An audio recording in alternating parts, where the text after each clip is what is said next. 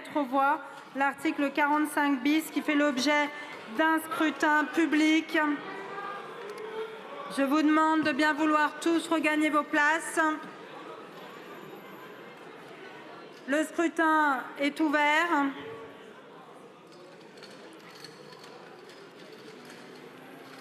Le scrutin est clos. Votant 505, exprimé 401, majorité 201, pour 255, contre 146, l'Assemblée nationale a adopté. Je vous propose de faire une petite pause de 10 minutes et on reprend donc à 40. Donc pour le Rassemblement national, Madame la Présidente Marine Le Pen. De l'assurance de ne pas retourner devant les électeurs. Renaissance est contre la suspension, ils vont voter pour. LFI est pour, ils vont voter contre. Les communistes sont pour, ils vont voter contre ou peut-être s'abstenir. LR est contre, ils vont voter pour. C'est cela qui abaisse la politique. C'est cela que refuse le Rassemblement national. Alors, chers collègues, nous serons quant à nous peut-être les seuls à être cohérents. Nous allons voter pour suspendre en attendant son abrogation la réforme Borne, injuste socialement, inefficace économiquement. Oui, merci Madame la Présidente. Au titre de l'article 100 sur la bonne tenue de nos débats. Ils vont voter pour, LFI est pour, ils vont voter contre. Les communistes sont pour, ils vont voter contre ou peut-être s'abstenir. LR est contre, ils vont voter pour. C'est cela qui abaisse la politique. C'est cela que refuse le Rassemblement national.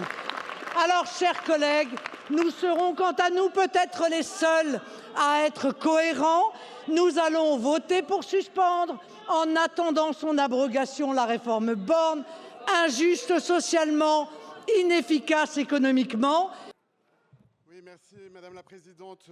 Au titre de l'article 100 sur la bonne tenue de nos débats, Madame Rousseau, suspendre la réforme des retraites, c'est bien sûr permettre à 3,5 millions de femmes et d'hommes à qui l'on pense de partir 3 mois plus tôt en retraite. Et ça compte, c'est sérieux. Quand aujourd'hui, trop de Françaises et de Français ont besoin de ralentir leur vie, car les corps et les esprits sont fatigués. Enfin, ce que les socialistes sont allés négocier en suspendant cette inique réforme, c'est de savoir quel projet nous voulons pour notre population vieillissante. Soit on accepte des emplois massivement précaires et pénibles, et on compense par l'âge de départ, et ce n'est pas notre choix. Le groupe retraite, c'est bien sûr permettre à 3,5 millions de femmes et d'hommes à qui l'on pense de partir 3 mois plus tôt en retraite. Et ça compte, c'est sérieux. Quand aujourd'hui, trop de Françaises et de Français ont besoin de ralentir leur vie, car les corps et les esprits sont fatigués. Enfin, ce que les socialistes sont allés négocier en suspendant cette inique réforme, c'est de savoir quel projet nous voulons pour notre population vieillissante. Soit on accepte des emplois massivement précaires et pénibles, et on compense par l'âge de départ, et ce n'est pas notre choix. Le groupe socialiste et apparenté votera pour suspendre la réforme des retraites et donner une perspective de nouveau contrat social aux Français. Le bonheur commun viendra de là. La parole est à présent à Madame la Présidente Mathilde Panot pour le groupe La France Insoumise. Nous voterons contre le décalage de la retraite à 64 ans, car nous n'en acceptons pas le principe.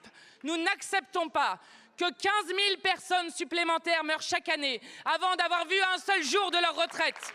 Nous n'acceptons pas que les femmes soient les grandes perdantes alors qu'elles se demandent déjà comment tenir jusqu'à 67 ans avec la décote.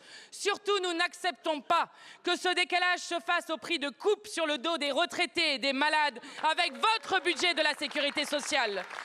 Tout cela pour ouvrir la voie à la retraite à points pourtant déjà battue par les mobilisations populaires en 2020, ainsi qu'à la retraite par capitalisation.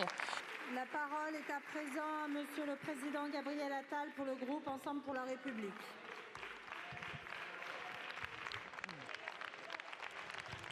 Nous l'avons porté, nous l'avons défendu de toutes nos forces.